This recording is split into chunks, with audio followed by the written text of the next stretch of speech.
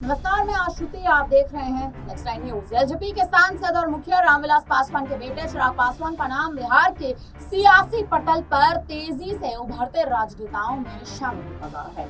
बहुत कम समय में चिराग पासवान ने राजनीतिक गलियारों में अपनी जगह बना ली है, एक युवा नेता के रूप में, एक संगठनकर्ता के रूप में। और आपको बता दें कि मौके को भांप कर तेजी से फैसला लेने की उनकी क्षमता लगातार चर्चाओं में है। प्रधानमंत्री नरेंद्र मोदी का हनुमान बताने वाले चिराग पासवान केंद्र में मंत्री के रूप में अपनी नई पारी शुरू कर चुके हैं। कैसा है उनका चुनावी सफर, आइए बताते हैं इस खास रिपोर्ट में। हाजीपुर लोकसभा क्षेत्र के प्रतिनिधि चिराग पासवान को मोदी सरकार के तीसरे कार्यकाल में मंत्री पद मिला है। कभी फिल्म स्टार बनने की चाहत रखने वाले चिराग पासवान का एक संभावित राजनीतिक व्यक्ति से केंद्रीय मंत्री बनना एक उल्लेखनीय बदलाव है। हाजीपुर सीट पासवान के लिए विशेष महत्व रखती है क्योंकि इस सीट का प्रतिनिधित्व उनके पिता स्वर्गीय रामविलास पासवान करते थे, जिन्होंने वर्ष 2000 में लोक जनशक्ति पार्टी की स्थापना की थी। चिराग पासवान की उपलब्धि विशेष रूप से उल्लेखनीय है क्योंकि इससे पहले उनकी पार्टी में उनके चाचा पशुपति पारस के नेतृत्व में मतभेद पैदा हो गए थे, जिसके परिणाम स्वरूप पार्टी का आधिकारिक चिन्ह छीन लिया गया था।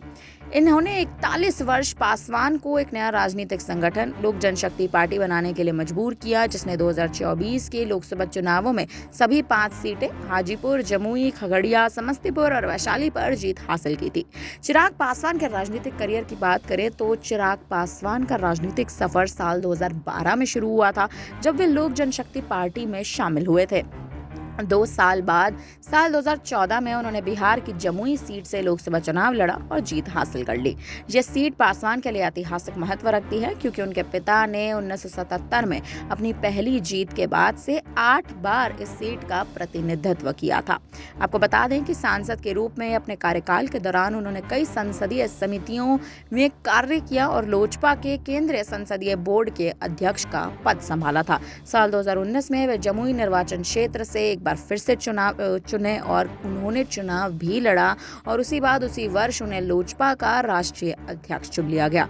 1943 में जन्मे चिराग ने दिल्ली के national institute of open schooling से पढ़ाई की थी। उन्होंने 2005 में झांसी के institute of engineering and technology से कंप्यूटर इंजीनियरिंग में बीटेक की पढ़ाई की, लेकिन तीसरे सेमेस्टर में ही पढ़ाई छोड़ दी।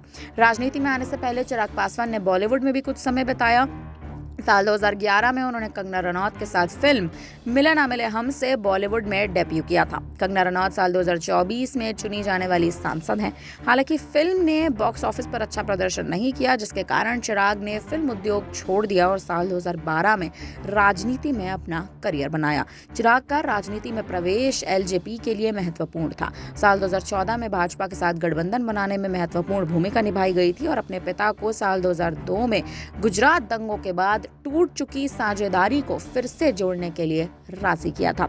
चिराग के प्रयासों से लोजपा में तेजी से जान आ गई, जिसने साल 2009 में 0 से 2014 में 6 सीटें जीती। 2019 के लोकसभा चुनाव में लोजपा ने जनता दल यूनाइटेड और भाजपा के साथ गठबंधन में लड़ी गई 6 सीटों पर जीत हासिल की। चुनाव आयोग ईसी को सौंपे गए हलफनामे के अनुसार सांसद चिराग पासवान की कुल संपत्ति 2.68 करोड़ है, जिसमें से 1.66 करोड़ की चल संपत्ति और 1.2 करोड़ की अचल संपत्ति शामिल है।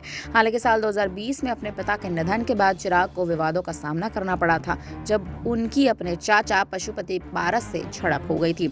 साल 2021 में लोजपा के 5 सांसदों ने पासवान के खिलाफ लामबंद होकर पारस से हाथ मिला लिया था। बाद में हालांकि सब कुछ सुलझ गया था, लेकिन चिराग पासवान का पशुपति पारस के साथ कहीं ना कहीं जो मतभेद है वो अब भी राजनीति में चर्चाओं का विषय बना हुआ है। लेकिन इसी बीच आपको बता दें कि चिराग पासवान ने इस बार प्रधानमंत्री मोदी के नेतृत्व में एक तरह से जो एक बड़ी जो कामयाबी हासिल की है, क्योंकि चिराग पासवान ने 6.14 लाख वोटों के साथ शानदार जीत हाजीपुर की लोकसभा सीट से निर्वाचित की और अपने निकटतम राजद प्रतिद्वंदी को 1.7 लाख अधिक मतों से हरा दिया था। लोकसभा चुनाव उनके राजनीतिक सफर में एक महत्वपूर्ण मील का पत्थर साबित हुआ, जिसने बिहार और राष्ट्रीय मंच पर उनके एक प्रमुख नेता के रूप में उभरने का भी कहीं ना कहीं संकेत दिया था। चिराग पासवान का हाजीपुर से चुनाव लड़ने का फैसला बहुत ही प्रतीकात्मक था, क्योंकि इस सीट का प्रतिनिधित्व उनके दिवंगत पिता रामविलास पासवान ने 8 बार किया था, जो बिहार के सबसे बड़े दलित नेता थे।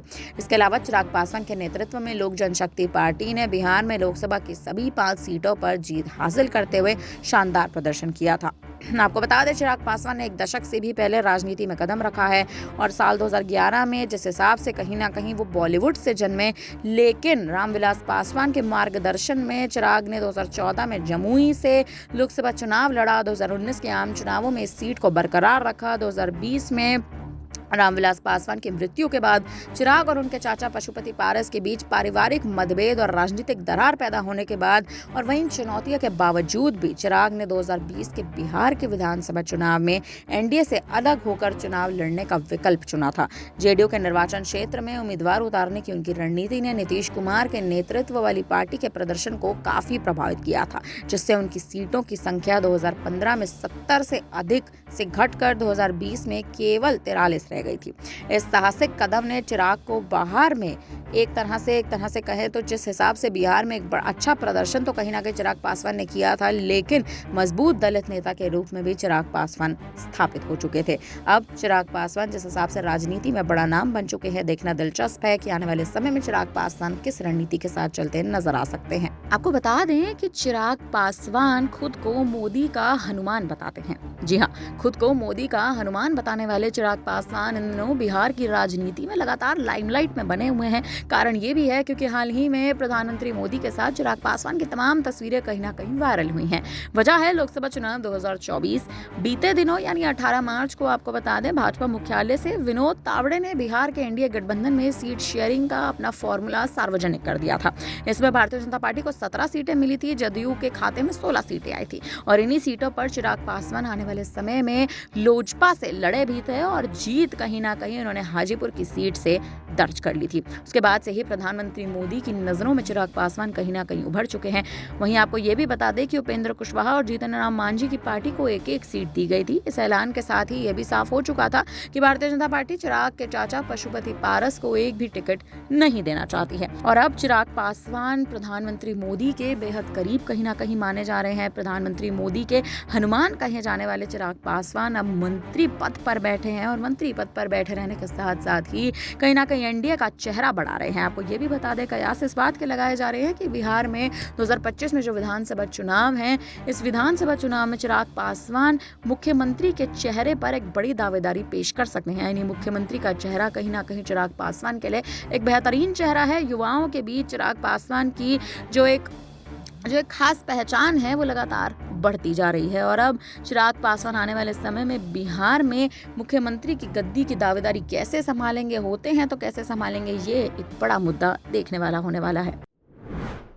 अब चिराग पासवान एनडीए के मंत्रिमंडल में अपनी अहम जगह बना चुके हैं। एनडीए सरकार में अहम मंत्री पद पर विराजमान हो चुके हैं। उनका राजनीतिक करियर देखने और पढ़ने लायक है। तमाम कार्यों के मद्देनजर जिस तरह से चिराग पासवान ने राजनीति में अपनी छाप छोड़ी है, ये बेहद सराहनीय है। जिस तरह से चिराग पासवान इस बार एनडीए में आपको बता दें कि 5 सीटें एलजेपी की बिहार में लेकर आए हैं। तमाम सियासी गलियारों में हलचल तेज है कि चिराग पासवान अब बिहार के मुख्यमंत्री के तौर पर आने वाले समय में दावेदारी पेश कर सकते हैं। फिलहाल अब हमारी इस रिपोर्ट पर आपको क्या लगता है, आप हमें कमेंट करके जरूर बताइएगा। तमाम बड़ी खबरों के लिए बने रहिए हमारे साथ, देखते रहिए नेक्स्ट टाइम न्यूज़।